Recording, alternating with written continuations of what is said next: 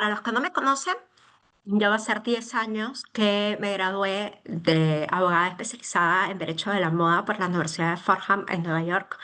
Traje la especialidad al Perú y nosotros en realidad somos el primer estudio en Sudamérica en abrir un área de Derecho de la Moda que brinda principalmente una asesoría legal integral y aterrizada a cualquier persona natural y jurídica que se dedica al sector de la moda, textil, lujo y retail. Aquí es importante establecer que por retail es el género y la especialidad es más del 50% es categoría de moda. Luego tenemos un 30% alimentos y bebidas y un 20% de entretenimiento. Por eso que también brindamos servicios a centros comerciales, a retailers, restaurantes, espacios de entretenimiento y como no también clientes de moda como empresas textiles, como retailers, diseñadores de marca, entre otros. Porque por moda, y eso es importante que lo sepan, no solamente son prendas de vestir, sino abarca otras categorías como son joyas, calzado, accesorios como carteras, billeteras, lentes, perfumes, cosméticos, hasta decoración. Entonces, hasta una amplia gama de lo que vamos a conversar el día de hoy. Y claro, ustedes se preguntarán, ¿pero en qué consiste la asesoría? ¿No? Nosotros nos alimentamos mucho en un inicio de diferentes ramas del derecho, como contractual, como comercial, financiero, propiedad intelectual, entre otros. Pero al día de hoy hemos logrado una alta especialización en el que brindamos servicios relacionados a la sostenibilidad en la industria de la moda, en todo lo que tenga que ver con materias primas y la lucha contra la apropiación cultural, la ley de tallas, de etiquetas, e inclusive hay un nicho especial para certificados en derecho a joyas. Hay todo un tema también importante para perfumes y cosméticos, tema de marcas olfativas, e incursión inclusive en la Web3, metaverso, como no también en el uso del blockchain y hasta la inteligencia artificial. Así que espero realmente esta presentación, es la primera vez que lo hago, así que van a ver las últimas tendencias del mercado en estos dos grandes grupos, porque la sostenibilidad llegó para quedarse en la industria de la moda y por otro lado la tecnología también con el uso del blockchain, de la Web3 y como no también de la inteligencia artificial. Dicho esto, el primer tema que yo quería abordar es la sostenibilidad. Yo he escrito muchos artículos, de hecho soy profesora en tres universidades de Derecho de la Moda, en la Universidad de Lima, ESAD y la UPC, y también participo en diferentes congresos nacionales e internacionales y siempre el tema de la sostenibilidad ya no es una tendencia, sino es una necesidad, que no solamente es en el sector de la moda, de hecho sea de paso, sino en todos los sectores, pero específicamente en el sector textil, en el sector retail, ya el consumidor se está preguntando, o el cliente final, el comprador, se está preguntando quién ha hecho esta prenda, cómo se lo ha hecho este producto, cuál es el detrás de cámaras, ¿no? Y básicamente, y acá hay un error de concepto, no solamente es la implementación de normas ambientales. Si solamente estamos con el tema ambiental, bueno, es un primer paso, pero no es realmente la percepción sostenible. La sostenibilidad, desde el punto de vista del derecho, abarca tres conceptos: las normas o el cumplimiento de las normas ambientales, aspectos sociales, ayuda a solidaridad a la comunidad y el buen gobierno corporativo. Y ahí es donde nosotros los abogados entramos. Porque si los accionistas o los dueños de este emprendimiento o de esta empresa no se encuentran alineados con propósitos sociales y ambientales, obviamente en cascada eso no va a repercutir. Y eso es importante porque trabajan con diferentes stakeholders, es decir, grupos de interés, como por ejemplo la comunidad, como por ejemplo los clientes, los proveedores, como por ejemplo hasta el mismo Estado. Entonces, es importante que ustedes sepan que está camino a la sostenibilidad, pero no es que sean 100% sostenibles. Y estos aspectos sociales, ambientales y el buen gobierno corporativo se debe trazar toda la cadena de producción y comercialización, desde la compra de la materia prima pasando por la fabricación, y ahí hay varias contrataciones de por medio para lograr un producto terminado, hasta la comercialización, promoción, que el producto esté en el ropero del cliente. Entonces, eso es lo retador, porque yo puedo venderme como sostenible sin ser. Y eso es un greenwashing o un social washing, ¿no? O impact washing, como también le dicen. Venderse como algo que no es, lo cual evidentemente va a tener una repercusión legal, porque eso es considerado como una publicidad engañosa antes de copy. Entonces tengan mucho cuidado cuando se venden como sostenibles, porque está camino a la sostenibilidad que yo conozca. Al día de hoy no hay ninguna empresa sea 100% sostenible en este país. De hecho, uno de los principales issues es el tema del transporte. El transporte también forma parte de la cadena y en el transporte se utiliza combustible. Entonces, eso es lo que lo hace retador. No cualquiera puede tener el título de sostenible. Y nosotros aquí en el estudio los podemos ayudar camino a incursarse a ese camino. Y otro pilar o característica que tiene que ver con la sostenibilidad es la transparencia. La transparencia en las comunicaciones, comunicaciones verdaderas, comunicaciones de acciones concretas, no de un bluff, no de decir que yo ayudo a la comunidad sin hacerlo, sino la transparencia es una comunicación verdadera en dos niveles: interna, hacia hacia sus colaboradores, directivos, accionistas, y externa hacia sus clientes, proveedores, Estado, comunidad. Entonces, la transparencia es muy importante, la trazabilidad también. Si no tenemos esos dos componentes, realmente hay una puta coja. Y como peruanos, en realidad creo que podemos también utilizar nuestras materias primas que de una u otra manera nos diferencia. Yo no sé si lo saben, pero hace 2 años, cuando me nombraron como presidenta de la Comisión de Derecho de la Moda de Retail, que hasta el día de hoy sigo siendo en el Colegio de Abogados de Lima, presentamos y lanzamos un proyecto de convertir al Perú en un hub de fibras alternativas. Es decir, y no sé si lo han visto, pero la Europeana ya ha celebrado un convenio para revitalizar el cachemir, y así tenemos competencia en otras partes del mundo con la lana, por ejemplo. Entonces, este proyecto lo que busca es un poco rescatar lo nuestro, darle el interés y, claro, como no, también reforzándolo con la identidad, porque todos tenemos que sentirnos orgullosos de lo que producimos, ¿no? Y aunque no lo crean, el algodón, la alpaca y la vicuña, que son fibras, se encuentran reguladas en este país. Entonces, no es, allá yo voy a incursionar en un negocio de algodón, negocio de alpaca o de vicuña. Sí, perfecto, pero hay una parte legal en la que nosotros como estudio también los podemos acompañar, porque hay normas técnicas que, por ejemplo, en el caso del algodón, regulan procesos de siembra, de cosecha. De hecho, está prohibido los productos transgénicos hasta el 2035. Y bueno, hay grandes desafíos que creo que podemos sumar si el Estado ha planteado diferentes programas, pero todavía falta mucho por hacer. Así que nosotros como estudio podemos ayudarnos en ese aspecto legal. Y cuanto se refiere a las fibras de la alpaca y la vicuña, también podemos sumar, porque para comercializar justamente estas fibras se necesita una marca.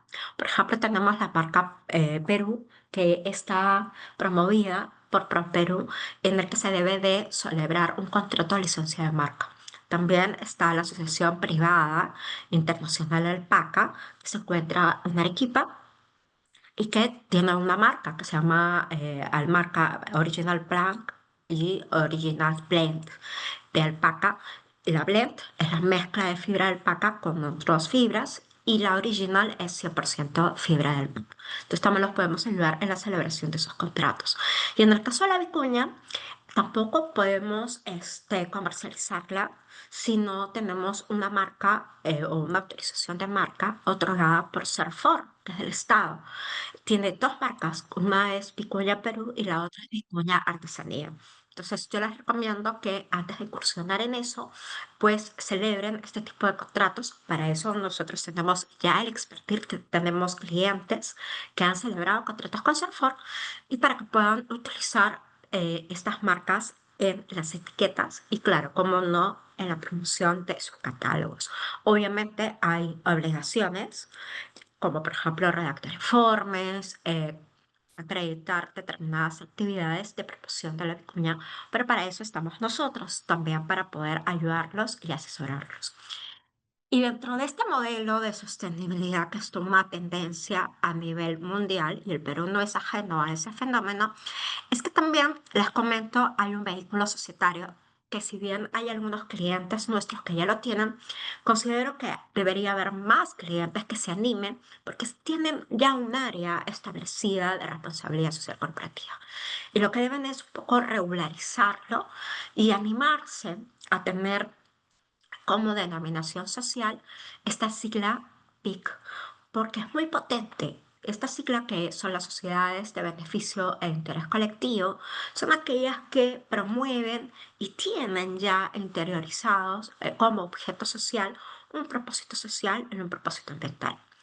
Eso es importante porque, claro, yo soy una empresa que quiero ser sostenible, pero el accionista, el dueño de la sociedad, tiene que estar consciente de que este propósito social y este propósito ambiental conlleva una realización de diferentes actividades y acciones concretas para poder coadyuvar a ese propósito social y ambiental que se incorpora en el objeto social. Nosotros con mucho gusto podemos asesorarlos si se animan a este modelo de sociedad PIC, no solamente con la inscripción en registros públicos en el que se modifica parcialmente el estatuto, adecuando algunos artículos a este propósito social y ambiental que evidentemente tendríamos que conversar para redactarlo y precisarlo de una manera clara y precisa para evitar observaciones por parte de registros públicos, sino también los ayudamos en la redacción del plan estratégico, acompañándolos también en este camino a la sostenibilidad en el que se va a reflejar actividades corto, mediano y largo plazo, dependiendo evidentemente del objeto social y ambiental que la empresa haya escogido. Entonces, importante, ustedes pueden recurrir a nosotros, a nuestra área legal, para sumar. Nosotros los podemos ayudar, repito, en los reportes de sostenibilidad, que a una aclaración son voluntarios al día de hoy, salvo que te adecues tus estatutos a la ley BIC, que ya tienes esta obligación, eh, porque evidentemente si yo me inscribo como BIC y no realizo las actividades, entonces estoy haciendo como un bluff, ¿no? También estoy haciendo un greenwashing.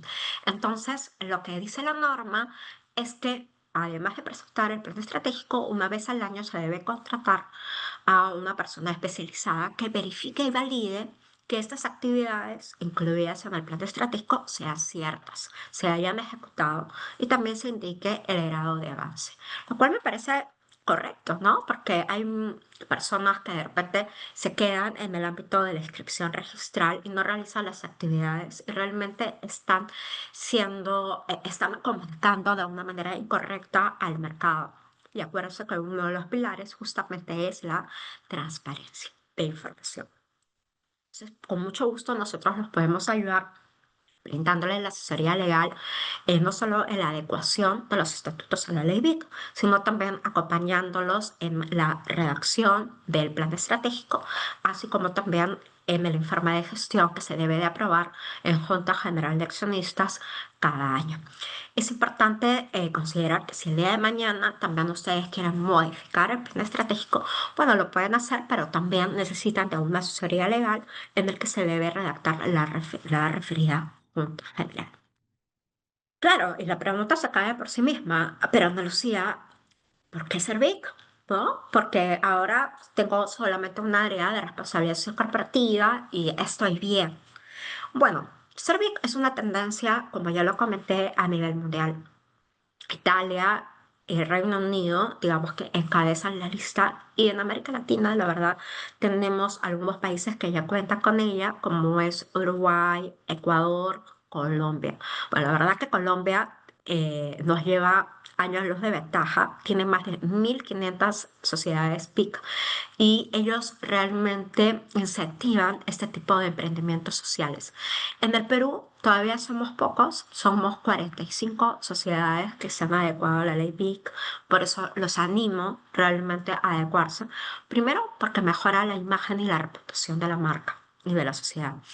Obviamente, cuando yo adecuo mis estatutos a la ley BIC, también no solamente cambio la denominación social en registros públicos, sino también en el RUC, en planilla, en el tema de SUNAFIL, en ETECOPI, en licencias de funcionamiento de la municipalidad. Es decir, todos mis consumidores, todos mis clientes, todos mis proveedores van a saber que soy VIC y me van a premiar justamente con su compra por el hecho de que soy VIC, porque las personas ya tienen interiorizadas que cuentan con un propósito social y ambiental dentro de su compañía.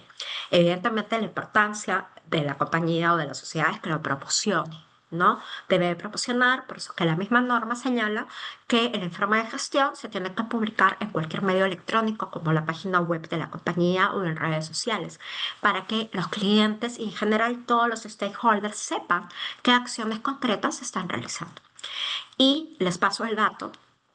Ya los bancos, desde hace un par de años atrás, están empezando a financiar proyectos verdes con una tasa preferencial. Y de hecho, lo que están haciendo con una especie de incentivo, porque ya tienen áreas específicas de sostenibilidad, e inclusive el Banco de Crédito tiene un área específica de sostenibilidad en la industria textil y moda. Lo que están haciendo es mejorar la tasa dependiendo de los cumplimientos. O sea, yo celebro un contrato de préstamo con el Banco de Crédito y ellos me dan una tasa. Conforme yo voy mejorando los hitos en mi proyecto ambiental, esa tasa disminuye algunos puntos porcentuales. Entonces, es una especie de incentivo también de tasas verdes para hacer mucho más viable el proyecto que quiero implementar. Porque, repito, en el tema de la ley BIC es importante incorporar un propósito social y ambiental, pero es ad hoc de acuerdo al presupuesto de la sociedad. No es como un certificado. Por ejemplo, tenemos uno que es muy conocido, seguramente lo habrán escuchado, que se llama Sistema B, el cual yo también promuevo. Pero no deja de ser un certificado. O sea, hay una auditoría por medio, te otorgan el certificado previo pago y luego este tiene una vigencia de 3 años. Al culminar esos 3 años también hay un previo pago y nuevamente se va renovando la certificación, evidentemente previo cumplimiento de los estándares de dicha certificación. Hay todo un negocio, ¿no? En cuestión de certificados. No solamente tenemos sistema B, sino también está COTS, está Comercio Justo. En fin, hay una serie de certificados dependiendo también lo que yo voy a vender, qué es lo que yo voy a comercializar.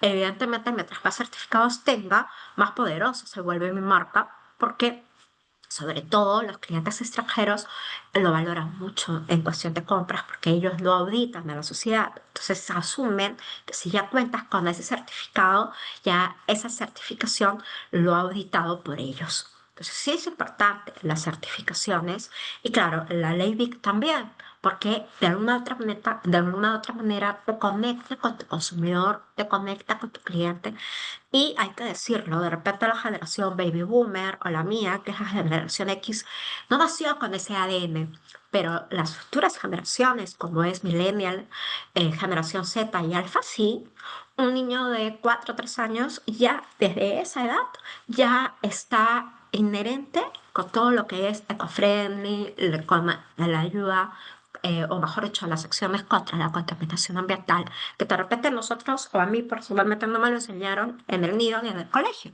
pero ahora sí. Y estos señores, estos niños, serán sus futuros comparadores. Entonces, sí tienen que conectar, hacer un engagement y también preparar para poder trascender su marca. ¿Cuáles son las novedades? Hemos tenido sí, una reunión hace un mes aproximadamente con el Ministerio de la Producción por un tema puntual y nos comentaron que ya están elaborando un proyecto para otorgar beneficios tributarios. Bueno, ojalá que eso salga a la luz pronto para que también exista este incentivo, sobre todo en las inversiones verdes. La obligatoriedad de los reportes de sostenibilidad al día de hoy no es para todas las sociedades, solamente para aquellas que se encuentran supervisadas por la Superintendencia de Mercado de Valores, que tienen que cumplir con llenar 25 preguntas, formulario o un reporte de sostenibilidad. Repito, al día de hoy es voluntario, salvo que seas BIC o salvo que te encuentres supervisado por la Superintendencia de Mercado de Valores. ¿Qué es lo que se plantea en un futuro mediano? Es que esos reportes de sostenibilidad sean de alcance a nivel nacional para todas las sociedades. ¿Ok? Y bueno, también hay un proyecto de preferencia en el que como se registra, una de las obligaciones es justamente registrarse también como proveedor ante el Ministerio de la Producción, es que también se pueden realizar contrataciones públicas para que estas sociedades tengan preferencia o prioridad frente a otras de la competencia. Entonces, yo quería darles estas pinceladas para comentarles y ponerles esta semilla, ¿no? Que la sostenibilidad al día de hoy ya no es una tendencia efímera, que si bien es cierto se encuentra alineada al día de hoy a los 17 Objetivos de Desarrollo Sostenibles, que de repente ser sostenible el día de hoy es algo voluntario, ya no es tan voluntario, sino ya es más que todo una necesidad y una forma también de conectar con su consumidor.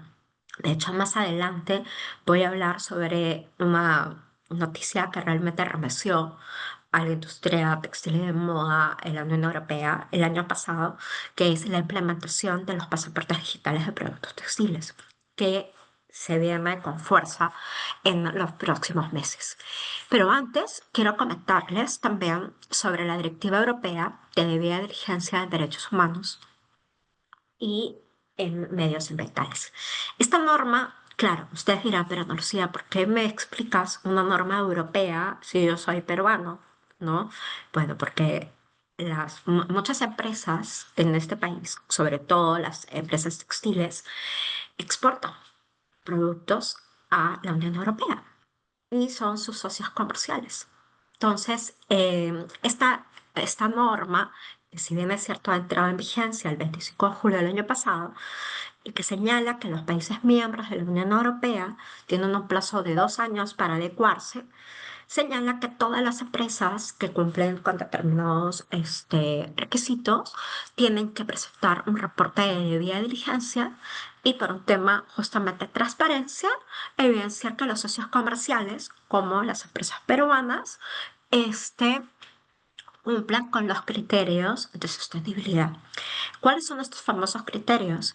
Justamente realizar políticas para prevenir, eliminar y reparar efectos adversos reales o potenciales en contra de los derechos humanos. Pero Andalucía, los derechos humanos, realmente la industria de la moda vulnera los derechos humanos. Sí, la norma lo considera como vulneración de derechos laborales, no a la explotación laboral, no al cumplimiento del pago de beneficios sociales. Ojo, aquí con esto, porque claro, de repente una empresa grande sí cumple con los beneficios sociales de la empresa, pero un emprendedor no. Lo tiene a la costurera, al sastre, lo tiene por recibo de honorarios, cuando debería estar a planilla. Ojo con eso, ¿no? Entonces, si es todo un anexo, es súper largo, de casi 3 páginas, en el que establece item por item a qué se refiere con obligaciones de derechos humanos que, como les comento, van relacionadas principalmente al cumplimiento de derechos laborales y, claro, como no, también al cumplimiento de normas medioambientales. Entonces, si bien es cierto, va a ser una norma que se va a aplicar de manera progresiva y escalonada en el tiempo, ya para el 2026, ya nos falta mucho, ¿no? Ya estamos año y medio, más o menos, y que obviamente nosotros, como empresas peruanas, tenemos que prepararnos. Tenemos que ya desde hoy empezar a trabajar nuestros criterios porque, bueno, es muy simple. Si no te alineas, te sacan del mercado. Y así como lo ha hecho la Unión Europea, Así ya lo está haciendo el estado de Nueva York en Estados Unidos, que también ha presentado un proyecto para también reconocer a todos sus proveedores, no solo los que fabrican, sino también los que comercializan. Entonces, evidentemente esta norma puede también exponencialmente replicarse en otros países de la región. Poco a poco se va a cortar nuestra forma de poder exportar o de llegar a otros países. Entonces, o te alineas o simplemente sales del mercado. Entonces, mi recomendación, así con mucho cariño, es alíneense, ¿no? Y nosotros los podemos ayudar también en ese camino. Y esto es lo que yo les comentaba, que es una novedad, y es una novedad ya no necesariamente para el sector de la moda, sino por cultura general. Es importante que todos lo sepamos que hay una norma, que es un reglamento de diseño ecológico que, a diferencia de la directiva, que entra en vigencia las normas propias de los países miembros de la Unión Europea en 2 años, en el caso del Reglamento Europeo de Diseño Ecológico ya entra en vigencia. ¿No? Y lo que sí ha puesto son determinadas fechas para complementar ese reglamento, pero el día de hoy ya está vigente. ¿Y qué señala este reglamento? Señala que todo el producto que se comercialice o fabrique en la Unión Europea cumple con determinados requisitos de diseño ecológico. Cuando habla de productos, obviamente estamos como enfocándonos en prendas textiles, calzado, accesorios, como por ejemplo de cuero, entre otros. Pero también esta norma es aplicable a otros productos como por ejemplo acero, como por ejemplo llantas. O sea, es aplicable realmente a una amplia gama de categorías. Pero bueno, en esta charla lo vamos a enfocar en temas de prendas textiles, que la verdad tiene todo un anexo completo con todas las categorías de lo que involucra las prendas y productos textiles, de calzado, entre otros. Y es interesante porque pone determinados criterios como la durabilidad, que va asociado a la calidad, la reutilización, la reparación, que se pueda hacer mantenimiento y que no se agote en sí mismo. Pero también hay otros criterios interesantes como el rendimiento del producto, como requisitos de información, porque todo aquel que compra un producto debe recibir primero una información, ya sea sobre el producto en sí mismo, así como sobre su reparación y mantenimiento. La calidad y la garantía tiene que estar asegurada también en dicho producto. Y una novedad que también establece la norma es que prohíbe la destrucción de productos textiles y calzados no vendidos a partir del 19 de julio del 2026. Una práctica muy común, sobre todo en Europa, pero que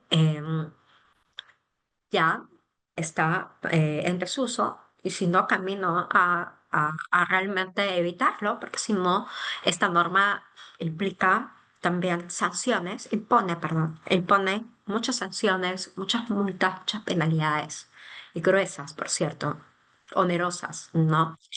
Claro, la novedad de este reglamento, por lo que muchos clientes realmente me han preguntado, es que introduce el famoso pasaporte digital.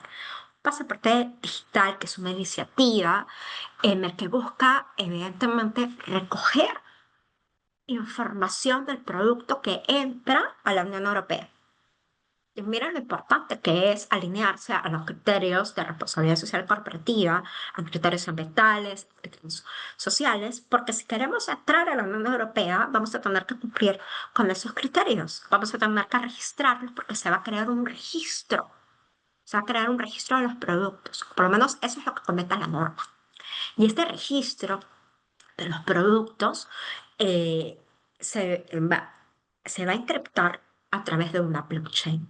Y en esa blockchain se va a dar la trazabilidad del producto. Bueno, a ver, veamos por partes y cucharadas. Para quien no sepa qué es blockchain, blockchain es una tecnología que se usa mucho para registrar operaciones, transacciones de manera simultánea sin equivocaciones. Se autoprograma, ¿no? Es como una cadena de bloques en el que yo voy a registrar determinadas operaciones y no las puedo modificar.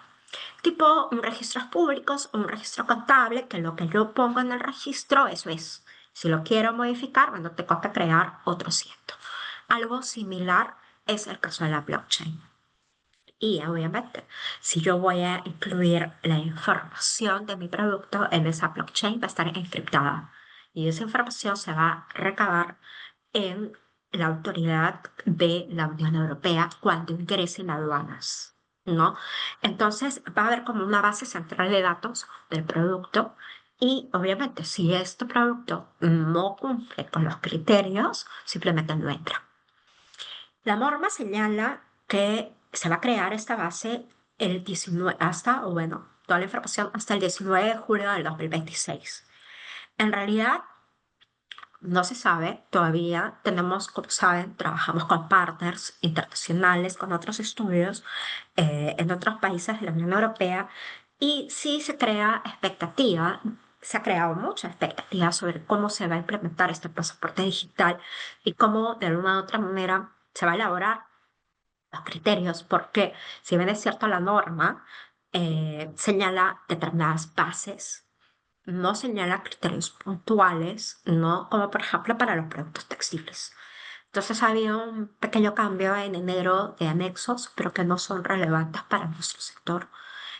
Vamos a estar atentos, evidentemente, y cualquier información complementaria, que es la que se supone se va a dar en los próximos meses para poder cumplir con esta normativa que entra en vigencia del pasaporte digital el 19 de julio del 2026, se lo estaríamos informando, evidentemente. Pero lo que aquí el razonamiento y la reflexión que quiero compartirles es que la sostenibilidad y la tecnología se unieron. ¿Cómo es, no? Muchas personas me dicen, ay, pero sostenibilidad es por un lado, tecnología es por otro. En el caso de la pasaporte digital de productos textiles, es un mix, una combinación de ambos. Están utilizando la tecnología, como es el tema del blockchain, justamente para almacenar los datos y tener toda la trazabilidad del producto, que se van a enterar desde cuando entra, cruza el umbral de la puerta del país de la Unión Europea y toda la trazabilidad del producto hasta que el producto esté en el ropero del cliente. A ese nivel de trazabilidad va a llegar porque tienen esta blockchain, ¿no? Y obviamente eso lo hace sostenible porque la información que va a estar contenida en esta blockchain, en este pasaporte digital, va a tener que cumplir con los criterios sociales, ambientales que corresponden. Entonces, es un claro ejemplo de que la sostenibilidad y la tecnología se unieron. Se unieron porque obviamente la mentalidad de la sociedad cambió y tenemos como empresarios, como emprendedores, tenemos que alinearnos a esa forma de ver las cosas, a esa nueva mirada. Y hablando de esta nueva mirada, el otro tema, ya para no aburrirlos, sobre tanto sostenibilidad, otro tema que es muy innovador, muy actual, muy vigente, muy trendy, como se diría, es el uso de la inteligencia artificial, que no es otra cosa más que el ser humano ha buscado siempre simular y pretender una inteligencia humana en procesos, ya sea que responda a estímulos digitales, que sea como una especie de neurona. Entonces, al principio empezó con el machine learning, que alimenta como un procesador de datos tipo Google, y así empezó, ¿no? Yo le registro todos los datos, inmediatamente hago la búsqueda y me bota el dato. Pero el deep learning ya es otra cosa, ¿no? Ya es un procesamiento de esos datos que me hacen un resumen, me escogen lo que debo incluir y me elimina lo que no debo de incorporar, profundiza el aprendizaje y por último hasta me resuelve el problema. Entonces, hemos realmente sido testigos de esta evolución en el tiempo y ya la inteligencia artificial llegó también para quedarse. O sea, hoy más que nunca creo que debemos de recurrir a la inteligencia artificial. No considero que nos va a reemplazar, pero sí considero que nos puede aliviar, ¿no? Y en el sector de la moda, vaya, que ya lo están usando y ahora lo vamos a mencionar. Pero desde el punto de vista jurídico, solo para su información, ya empieza a regularse la inteligencia artificial. Por ejemplo, ya se publicó el reglamento de inteligencia artificial en la Unión Europea en diciembre del 2023, el cual se complementó en marzo del 2024, que regula, por ejemplo, la utilización de cookies, que es la recolección de datos, y transparentar también eh, esa información en la que uno accede, regula también el tema de la privacidad y los datos y el uso permitido, porque aunque no lo crean, expresamente está prohibido utilizar la inteligencia artificial para cosas malas. Uno parece mentira que tengan que regular y poner eso por escrito, pero lo han hecho. No se puede utilizar la inteligencia artificial para el terrorismo, para hacer una guerra, e inclusive llegan un poco más allá en el tema de contratar a personal, ¿no? No puedes utilizar, es una interesante reflexión, no puedes utilizar inteligencia artificial para el personal, porque de alguna u otra manera lo estarías manipulando, así como tampoco en los colegios, como si fuera un nuevo profesor, porque de alguna u otra manera manipulas por la personalidad de cada alumno, ¿no? Es interesante ver también cómo lo han enfocado y evidentemente prevalece los derechos fundamentales, como la imagen de la persona. Yo no puedo, vía inteligencia artificial, utilizar tampoco la imagen sin consentimiento, ¿no? La norma señala, salvo que esa persona estuviera incurriendo en un delito. Bueno, obviamente, si hay un dron de por medio y ese dron detecta que una persona tiene una metralleta y está asaltando a un local, ahí sí podría intervenir, ¿no? Con la cara de la persona. Pero si no, no. Hay toda una serie de restricciones y de usos que van desde prohibido a permitido. También esto va de la mano con los delitos que se pueden cometer con la inteligencia artificial. Si creen que el Perú está muy alejado, no, no está alejado, está ya trabajando una norma sobre inteligencia artificial. De hecho, el de 2023 salió la hoja de ruta de inteligencia artificial. Se ha creado inclusive una comisión de inteligencia artificial en nuestro país. Y si la memoria no me falla, la semana pasada o hace 2 semanas, no tiene más, inclusive se publicó una norma en el Perú en el que se ha aprobado la modificación del Código Penal, en el que considera como agravante algunos delitos, los cuales se han valido del uso de la inteligencia artificial. Aún así, en la industria de la moda, ya la inteligencia artificial la están utilizando como tendencias futuras o de repente no tan futura, sino más presente, el uso de los probadores virtuales. Hay todo un proyecto, inclusive para implementar en centros comerciales y en retailers, de que ya no es necesario probarme la zapatilla o probarme el zapato, sino que lo voy a hacer a través de la inteligencia artificial. No es necesario tampoco tener un probador físico, sino basta con un probador virtual en el que simplemente me escanean el cuerpo, me entregan el producto, la prenda, em, a la mano, sin necesidad de usar el probador. Pues en cuestión de retail, eso sí va a significar de repente que se reduzca los metros cuadrados de los locales y que algunos locales ya no sean un punto de venta, sino solamente de recojo de algunas prendas. Eso se habló muchísimo en época pandemia, en el que se implementó, bueno, exponencialmente por obligación, más que por derecho el tema del click and collect, ¿no? Que yo compraba vía página web y solamente iba al centro comercial para recoger el producto. Algo así, de alguna u otra manera, con la implementación de los probadores virtuales, podría pasar en los próximos meses. Y también el uso de la inteligencia artificial en la cadena de suministro para implementar, para planificar, mejor dicho, la demanda y la producción. Miren qué importante esto, ¿no? En realidad uno de los issues de este sector de la moda, ustedes saben que es el tema del el stock, el inventario.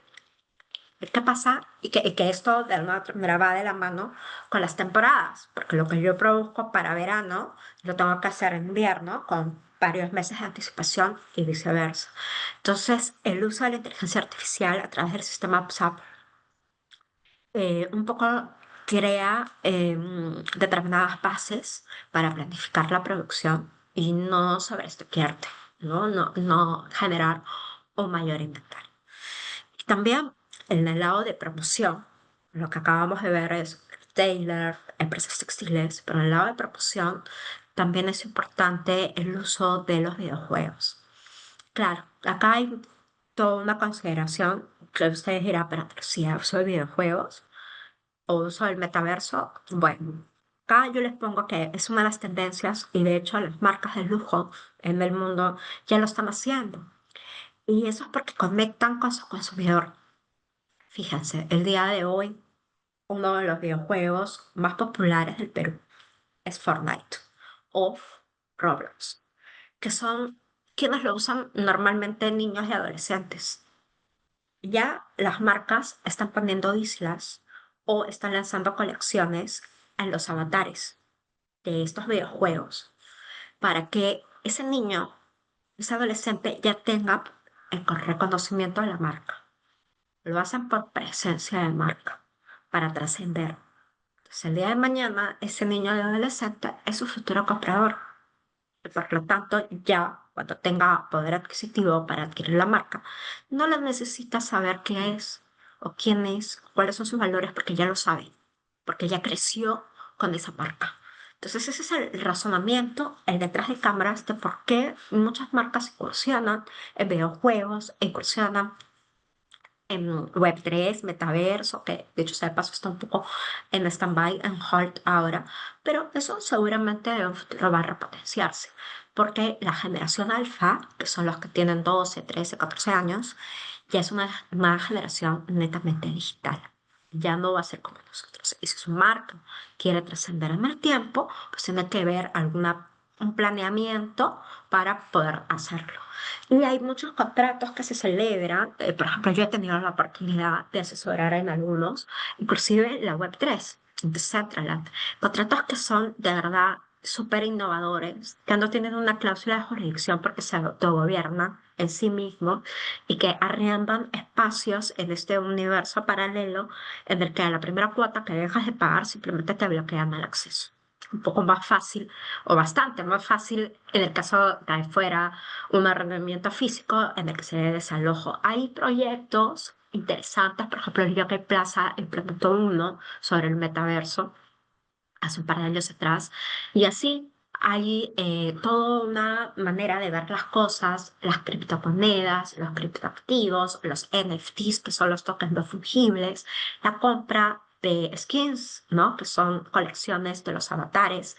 Claro, para mucha gente esto le parece muy lejano, pero no es tan lejano. O sea, por ejemplo, yo hace un par de semanas estuve en una reunión con unos amigos míos y les comentaba, ¿no? El uso de la inteligencia artificial, los NFTs, los videojuegos. Y ellos se sorprendían, sabían, pero ellos tienen dos hijos, ¿no? Eh, de 12, 13 años. Y les dije, ay, ¿puedo hablar con ellos? Ok, entonces, bueno, hola, ¿qué tal? ¿Cómo estás? Bien, ¿qué tal? ¿Qué juegas? Ah, yo estoy jugando Fortnite. Ok. ¿Y tú has comprado skins? ¿Has comprado skins? Sí. ¿Y con qué moneda las compras? Con V-Bucks. Los padres de ese niño no podían creerlo. ¿No? O sea, de verdad no podían creerlo, que ese niño está mucho más actualizado que ellos. Ellos le daban la plata, los soles. El niño había hecho la conversión en MetaMask de dinero físico a dinero digital, había comprado los skins, había hecho su avatar, tenía toda su colección y los padres no sabían nada. Es que ellos son el futuro. ¿No? Entonces, sí, hay que prepararnos para el futuro. De repente no hoy día ni mañana, pero eso es algo que se viene y es una tendencia, ¿no? Así como el uso de la inteligencia artificial como asistentes virtuales o chatbots, ¿no? Que ya te están empezando a recomendar en las páginas web, en diferentes redes sociales, ¿no? Y hay que tener mucho cuidado con el derecho de imagen, porque ahí si usamos una imagen que no corresponde, podremos ser susceptibles de una demanda por daños y perjuicios. Y ahí quiero llegar. Una pregunta recurrente de mis clientes es, Ana Lucía, ¿cómo hacemos cuando creamos una imagen desde el ámbito de inteligencia artificial? Porque ahora, como saben, las campañas publicitarias también se puede utilizar la inteligencia artificial. Se pueden crear imágenes que reemplazan a las modelos. De hecho, el año pasado la marca Mangos lo hizo. Independientemente de la parte legal que ahora les voy a responder, miren cómo es el consumidor.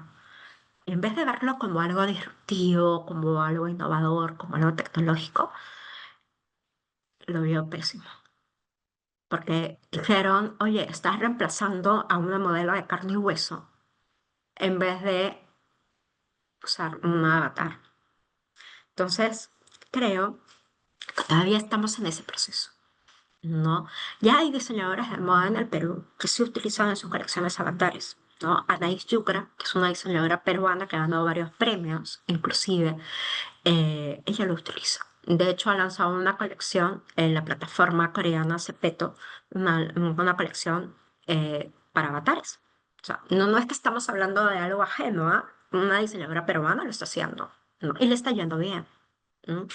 Pero sí es importante indicar que todavía hay consumidores, y dependiendo evidentemente de la marca, el target que se dirige, que se resisten al uso de modelos avatares y que, claro, quieren todavía que se contrate a modelos de carne y hueso.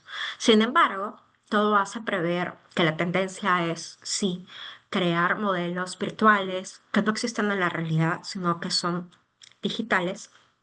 Si no, miren, el Lily Miquela es una modelo que luce prendas de Puschino, de Balmain, entre otros, que tiene más de 1 millón de seguidores, pero que no existe. ¿Mm?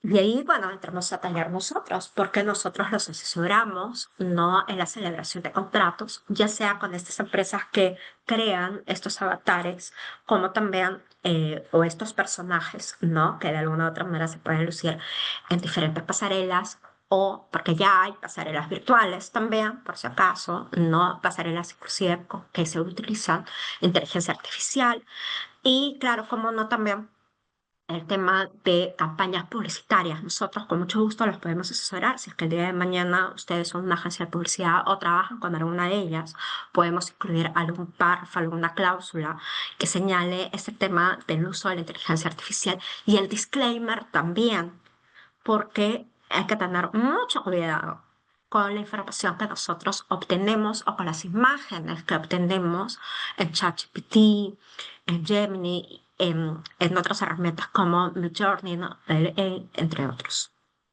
¿no?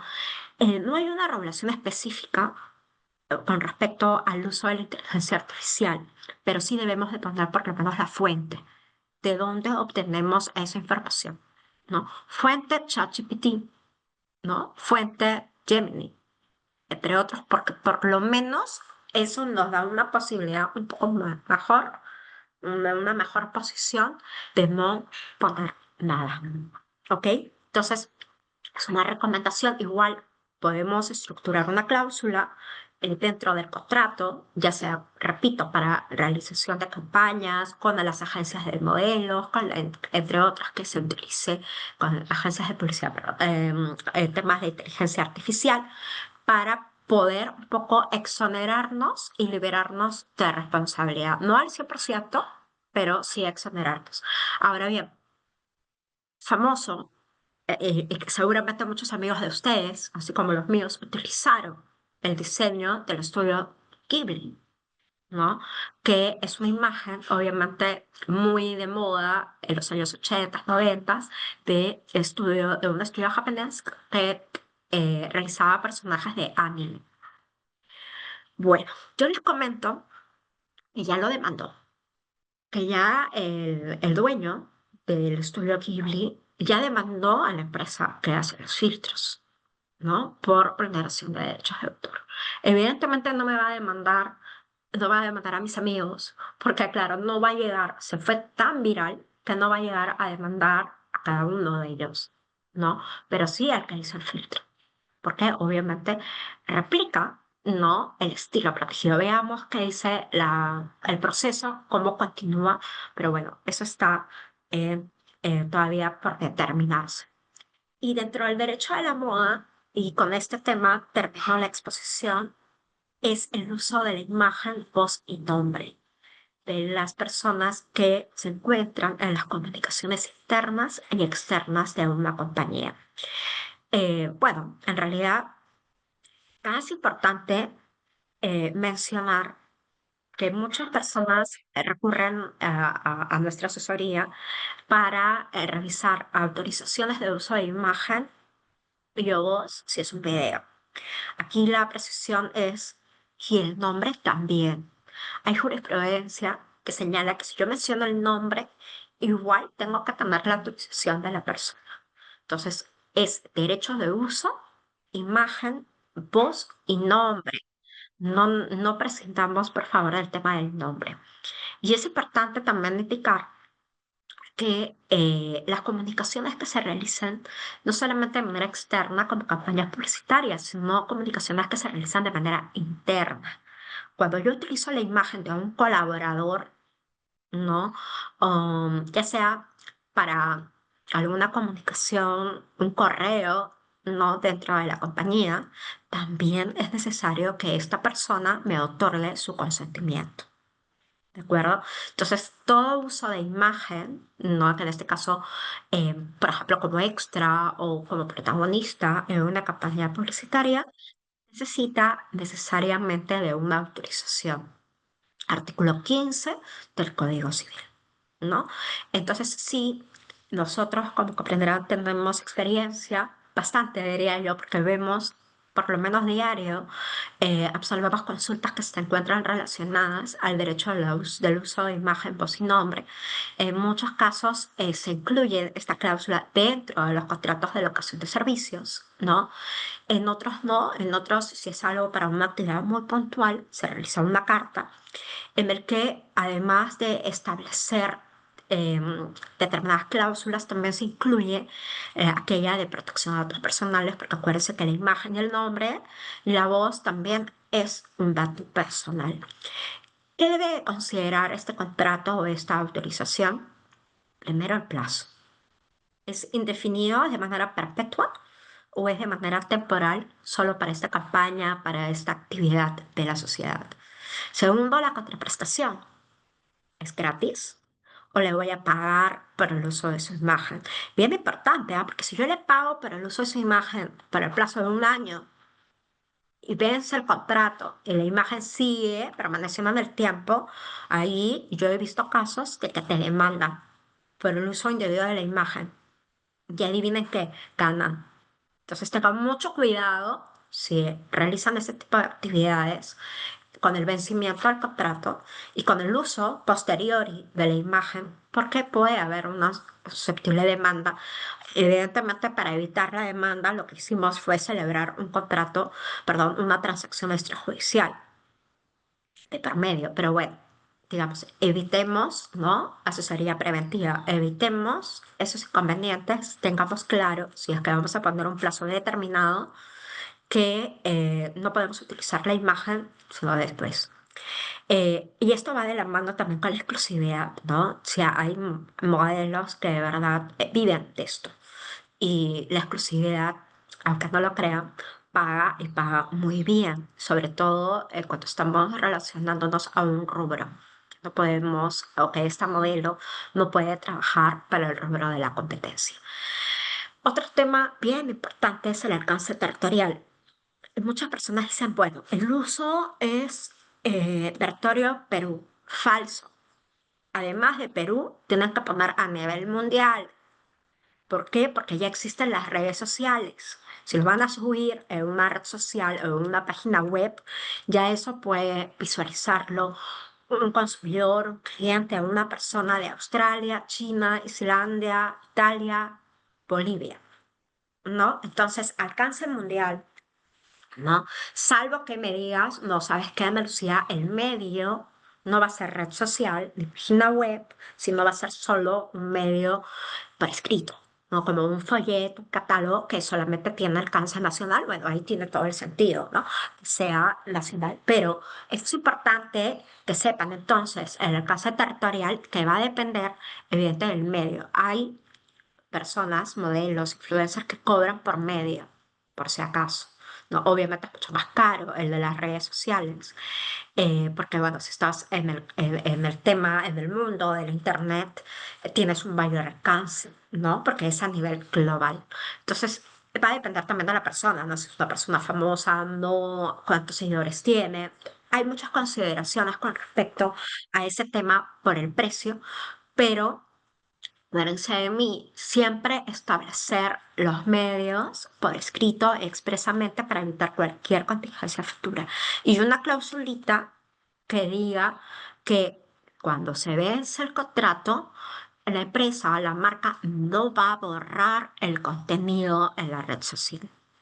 Súper importante, porque hay algunos modelos, sobre todo las que viven de esto, que quieren, después de que termine el vencimiento del contrato, quieren que se elimine la foto. Claro, porque de alguna u otra manera quieren ser imagen de la competencia y la foto queda registrada en redes sociales. Entonces buscan eliminarlo, ¿no? Entonces es bien importante establecer esa cláusula indicando que esa imagen sí va a permanecer y no se va a eliminar en la red social de la marca.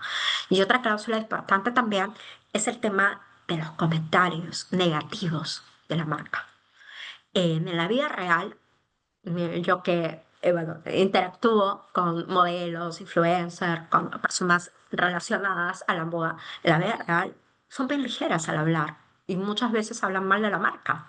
Entonces lo que se hace un poco para controlar la imagen y la reputación de la marca es una cláusula que señala que el modelo influencer no puede hablar de la marca en un determinado tiempo. Ni bien ni mal, ¿no? En determinado tiempo, por lo menos 6 meses de inicio del contrato. Entonces son estos tips que marcan la diferencia, que no los encuentras ni los googleas, y que tampoco te bajas un modelo en internet, que hay varios, sino que para eso existe esta especialidad, el derecho a la moda, en la que nosotros podemos brindarles esta asesoría aterrizada y claro, dependiendo la contraparte, se utilizan cláusulas idóneas y aterrizadas, porque no es lo mismo contratar con un embajador de marca que con un modelo, ni mucho menos con un influencer.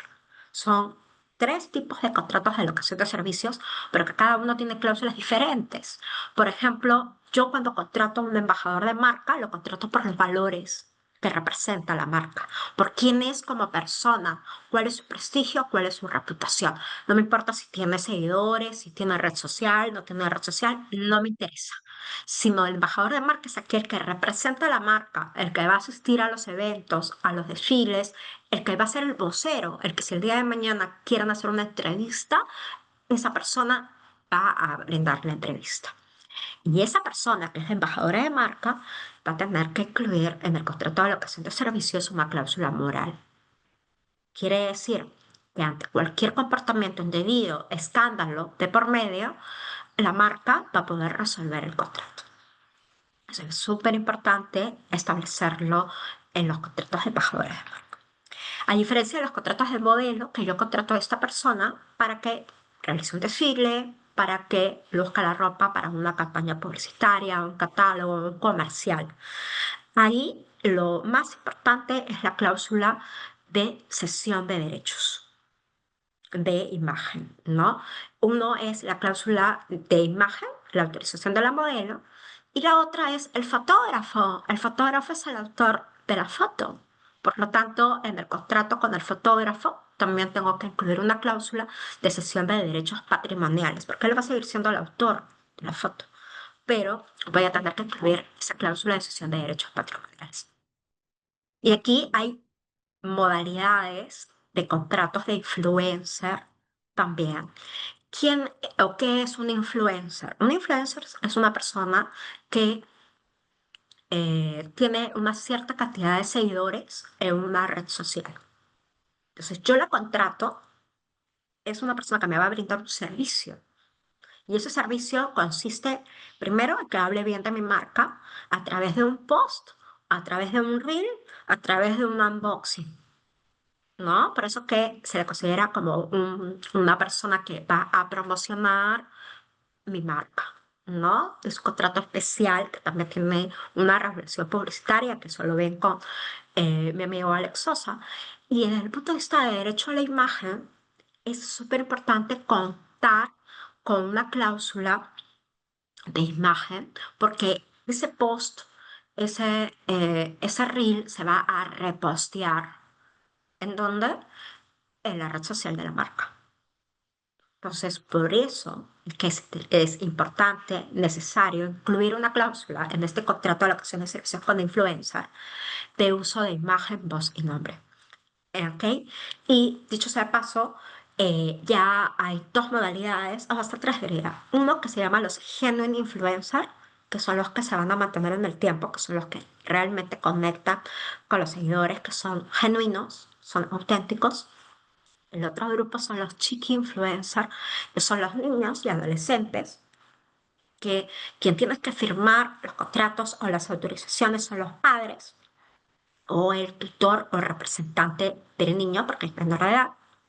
Y el otro gran grupo, aunque no lo crean, la última tendencia en el mercado es pet influencer.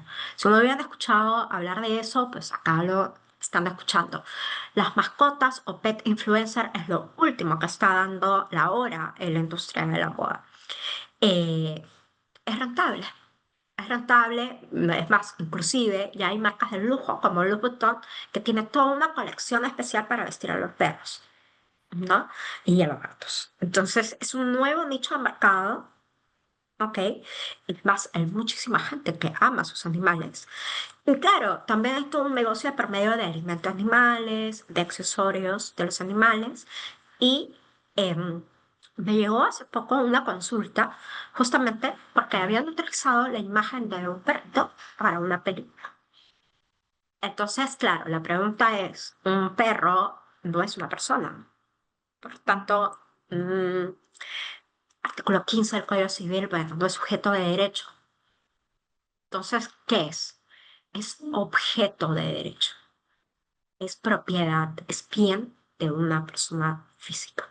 Entonces, sí tienen que pedir autorización o sí tienen que pagarle a esta persona por el uso de la imagen de su animal, de su mascota, ¿no? Hay que tenerlo súper claro.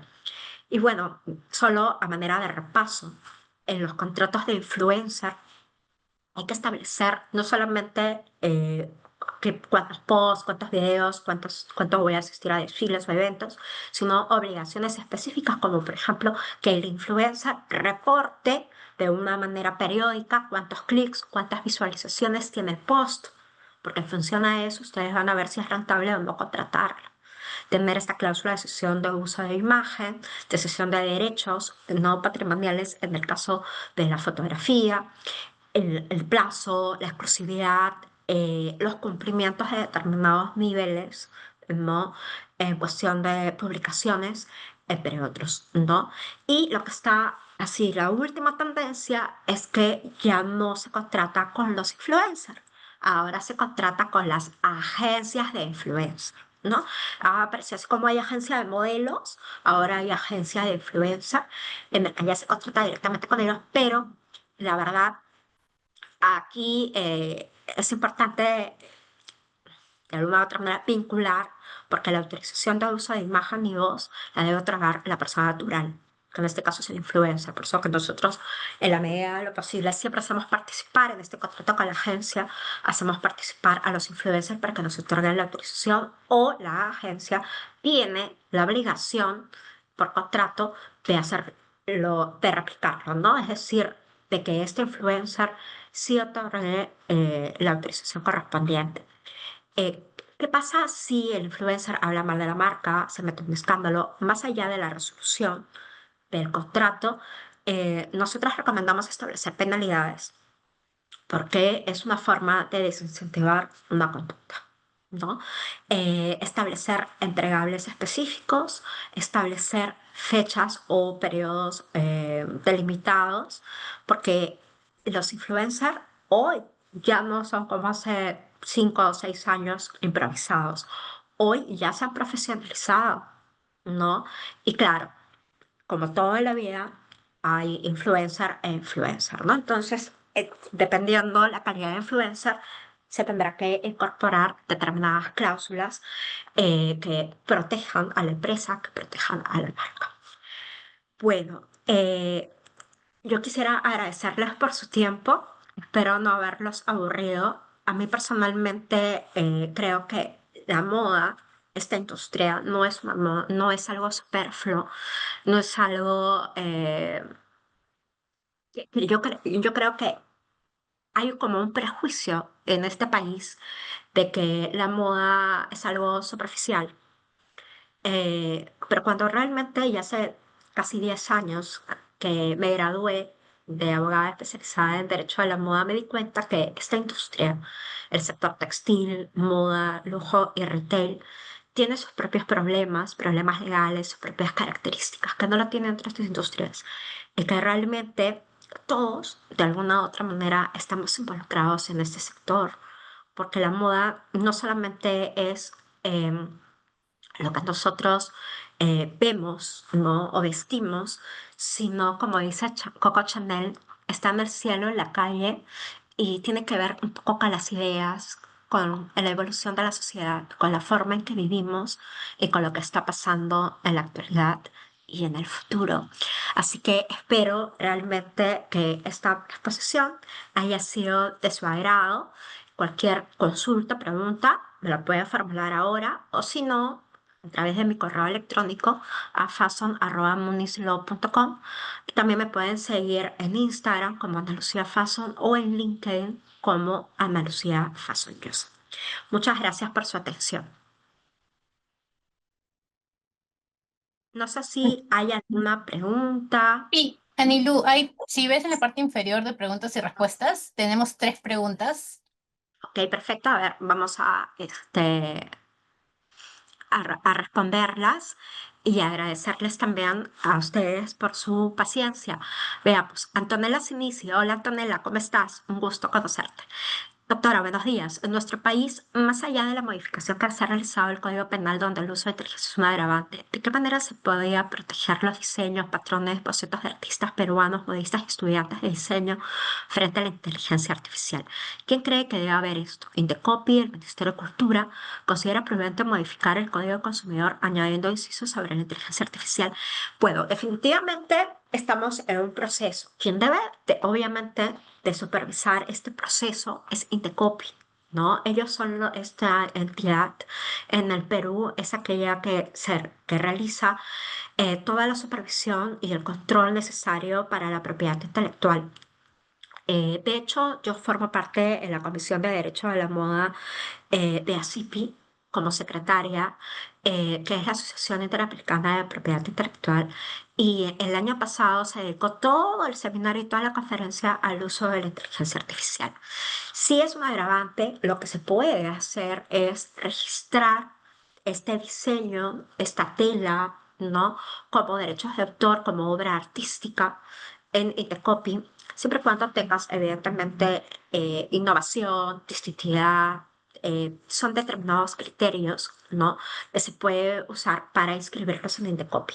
Y ahí proteges o tienes una mayor protección, porque como sabes, los derechos de autor no es necesario inscribirlos, sino nacen con la vida del autor más 70 años contados desde su fallecimiento. Pero te da, obviamente, como que un plus. Aún así, no puedes evitar el uso de la inteligencia artificial. Alguien podría subir la foto dentro del uso de la inteligencia artificial, pero tendrías muchos más argumentos y claro, obviamente lo podrías denunciar más aún si ya lo tienes escrito en el copy. Muy bien, gracias por la pregunta. A ver, tenemos una pregunta anónima. Dice, doctora Ana Lucía Fason, excelente explicación. Muchas gracias, con mucho cariño para ustedes. Tengo una consulta. ¿Qué deberíamos tomar en cuenta al momento de la celebración de un contrato con compañías que representan a influencers? Bueno, a ver, lo primero que se le solicita es que esta compañía debe tener una carta, un contrato con el influencer de representación, porque sobre todo las agencias serias normalmente lo hacen o lo tienen. Entonces, eso como primer punto. Y pues como segundo punto, también comentar que estas agencias tienen que, de alguna manera, representar al influencer. Entonces, estas agencias en los contratos tienen que asumir el 100% de la responsabilidad y el 100% de las obligaciones del influencer. Entonces, por lo tanto, en el contrato con la agencia se tiene que indicar que la agencia, en el caso que hubiera una conducta, un incumplimiento, una conducta indecorosa, un incumplimiento por parte del influencer, tiene que liberar de responsabilidad a la marca o a la empresa asumiéndola. Tiene que mantener indemne a la marca, indemne a la empresa. Y es la agencia que la tiene que asumir. Entonces, la cláusula de responsabilidad es sumamente importante en ese tipo de contratos con las agencias de influencia. Hola Nadia, ¿qué tal? ¿Cómo estás? Nos pregunta Nadia Guzmán, ¿cómo podemos plantear lo expuesto en cuanto al derecho de uso de imagen, voz y nombre en el caso de los podcasts? Es exactamente igual. Tienes que igual, si alguien quiere realizar un podcast, igual tienes que otorgar el consentimiento, ya sea del nombre, de la voz, y yo también haría la imagen, porque hay muchas veces que para promocionar el podcast, se sube una foto, ¿no? De la persona que es la entrevistada. Entonces, es exactamente igual, simplemente se adapta esta autorización, pero de todas maneras tiene que haber una autorización, porque en el caso de un podcast, sobre todo si es un podcast y dependiendo mucho, ¿no? Del contenido del podcast, podría ser susceptible de alguna demanda. Hola, Valentina Miranda nos pregunta, doctora, una consulta sobre los probadores por inteligencia artificial. ¿Cómo considera que sería la experiencia, ya que no se podría tocar las prendas para ver la calidad de textura? ¿Se podría hacer algo al respecto o es ver únicamente cómo nos quedaría la prenda por medio de Internet? ¿Se perdería la experiencia de disfrutar la compra? Muchas gracias por la pregunta, Valentina. Mire, cuando representé al Perú en el Congreso Internacional de Derecho de la Moda en Río de Janeiro, había un escáner y el producto. Entonces, lo que hacían era, pasabas por el escáner y decían ya, te escaneaban el cuerpo y decían, esta es la prenda para tu cuerpo y te daban la prenda. Y ahí la podías tocar, la podías visualizar, pero simplemente no te la habías probado. Entonces, hay un proyecto. Es un poco off the record, todavía no se ha lanzado, pero hay un centro comercial que quiere implementar estos probadores virtuales. Porque como ustedes saben, los probadores virtuales, perdón, como ustedes saben, los centros comerciales quieren dejar de ser un centro de venta para mutar a un centro de experiencia. Y eso es bien importante porque, claro, como centro de venta, como bien comenta Valentina, yo puedo comprar en la página web y de ahí recojo el producto, ¿no? Entonces ahí los centros comerciales perderían visitantes, perderían aforo de público. Entonces están tratando de innovar y una forma de innovar justamente es a través de estos probadores virtuales que escanean el cuerpo o te escanean el pie para que puedas tomar la zapatilla o a través de una aplicación, ¿no? Muy bien, gracias por la pregunta. Y finalmente tengo otra de Macarena Revilla. Buenos días, doctora. Tenía una pregunta. ¿Puede una creación generada de inteligencia artificial ser protegida como obra original? ¿Considera que la inteligencia artificial puede contribuir a prácticas de moda sostenible? A ver, son dos preguntas. Creación generada por inteligencia artificial protegida como obra original, en realidad depende. Depende porque realmente hay toda una discusión que como no está regulado, estamos en el limbo, ¿no? ¿Por qué? Porque yo puedo realizar un diseño, ¿no? Y ese diseño luego pasarlo por una inteligencia artificial y me mejora el diseño o me amplía, me adapta ese diseño, pero no es que yo obtengo el diseño 100% de la inteligencia artificial, sino que hay una combinación mía con el tema de la inteligencia artificial. Pero cuando uno prueba, en el caso, y esto, bueno, corresponde también al área de propiedad intelectual del estudio, pero cuando uno realmente quiere inscribir, ya sea una tela, ya sea diseño, el tema es la originalidad, ¿no? Y eso es súper difícil. Si es tan difícil en el tema físico, en el tema digital, yo creo que es aún más complicado. Así que, pero bueno, yo creo que sí podría ser factible, pero hay que cumplir con todos estos requisitos, ¿no? Y claro, obviamente, uno de ellos, evidentemente, no es el plagio ni la falsificación. ¿Considera que la inteligencia artificial puede contribuir a prácticas de moda sostenible? Gracias, Rocío. Em, sí, de hecho hay todo un proyecto de un certificado que se llama SPUM, en el que señala que con el uso de la inteligencia artificial puedes controlar también los residuos de la elaboración o confecciones de prendas textiles. Entonces, por ahí creo que también puede ser útil para el tema sostenible. para no producir más de lo que debes producir, para realmente estos residuos que quedan poder reutilizarlos. Sí, claro, cómo no, la inteligencia artificial puede contribuir a eso. Muy bien. A ver, había una última pregunta, ¿no, Rocío? A ver, ayúdame con la Sí, última pregunta. A ver, en pendiente hay sí, una la última pendiente. pregunta. Emi Barrios. No la veo. Es que creo que estás ahorita en respondido. Respondida. Vea pendiente. Ok, acá. Ah, perfecto. Ya, listo. Ok, una pregunta de Emi Barrios. Hola, Emi, ¿qué tal? Buenos días. Mi consulta es respecto a los retos a los que se enfrenta el Perú en el futuro. Wow. ¿Qué medidas necesarias tendrá que tomar o realizar para asegurar mejor la protección del diseño que realizan los diseñadores peruanos frente al plagio realizado por empresas como Shein? Una pregunta que tiene varias aristas y con esto evidentemente termino la charla del día de hoy. El Perú tiene una serie de problemas que yo creo que son intrínsecos y el primero que nada es el tema de la identidad. Si nosotros no nos sentimos orgullosos con las cosas que producimos, la verdad nadie lo va a hacer. Entonces, por ejemplo, el día de mañana viene una persona extranjera y ¿qué le dice? ¿Ya comiste ceviche? ¿Ya comiste lomo saltado? Pero le preguntan, ¿ya compraste alpaca? ¿Compraste una champa de alpaca? No, no. ¿O has comprado esta ropa del diseñador peruano? No, ¿verdad? Entonces, yo creo que falta mucho por construir, así como hemos logrado construir en la parte gastronómica, de la cual yo personalmente también me siento muy orgullosa. Créanme, me encanta la comida y me encanta la comida peruana en especial, pero creo que no es lo único. Creo que en el sector de la moda, en el sector textil, falta mucho por construir, por poner nuevamente de moda nuestras fibras, como la alpaca, la vicuña, el algodón, ¿no? Y no solamente como materia prima, sino también poner de moda o de alguna otra manera invertir en nuestros diseñadores de moda, porque hay muchísimo talento en este país. Yo he sido profesora en CIAM, que es el Centro de Altos Estudios de la Moda de Perú, y he enseñado derecho a diseñadores.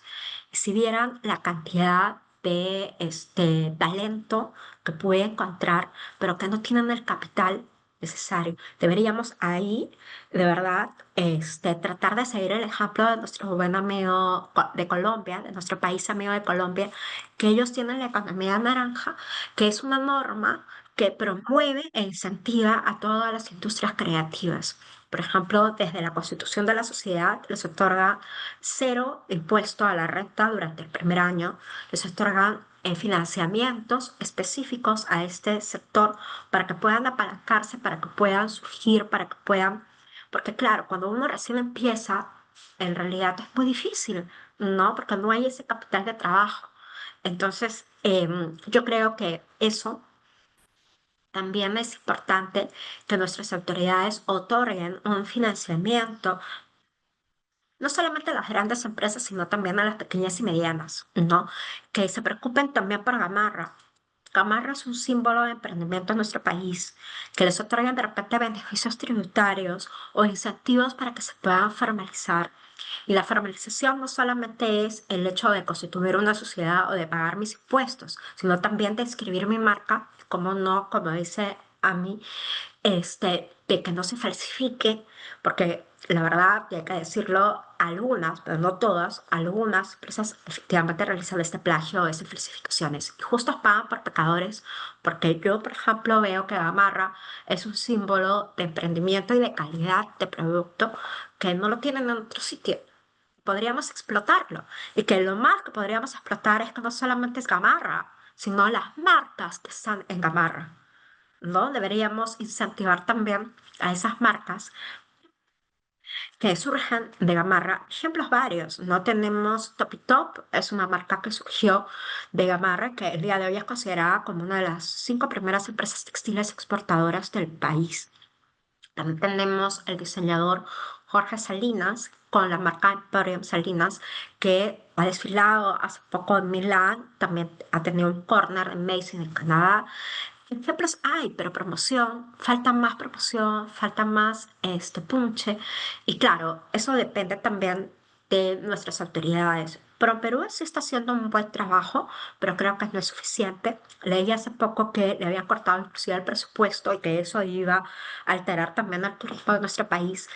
Yo creo todo lo contrario. Si queremos realmente incentivar lo bueno en nuestro país, como el turismo, como la comida y como no con la moda, pues tenemos que planificar, de hacer políticas públicas, otorgar un presupuesto, porque finalmente nosotros estamos compitiendo con otros países, no solamente de la región, sino a nivel mundial. Ese es mi sueño. Mi sueño es que la industria de la moda, la industria textil, las marcas de retail, las marcas de diseñadores de moda, que tenemos muchísimo talento, muchas marcas peruanas que son buenísimas, que tienen una calidad premium, que son de alta gama, que podrían fácilmente competir con una marca de lujo, lamentablemente no tienen el alcance, no tienen la ayuda del Estado para poder lograrlo. Así que bueno, en eso estamos construir este nuevo nicho de negocio, en unirnos todos como peruanos y como no también como latinoamericanos, porque los latinos nos tenemos que unir, tenemos cosas muy poderosas que ofrecer como latinos frente a otras regiones a nivel mundial. Entonces creo y estoy convencida que reforzando también Indecopi, reforzando también SUMAT, reforzando nuestras autoridades, también podemos usar estas políticas públicas para evitar el plagio y falsificaciones y promover las marcas peruanas que tanta falta tienen.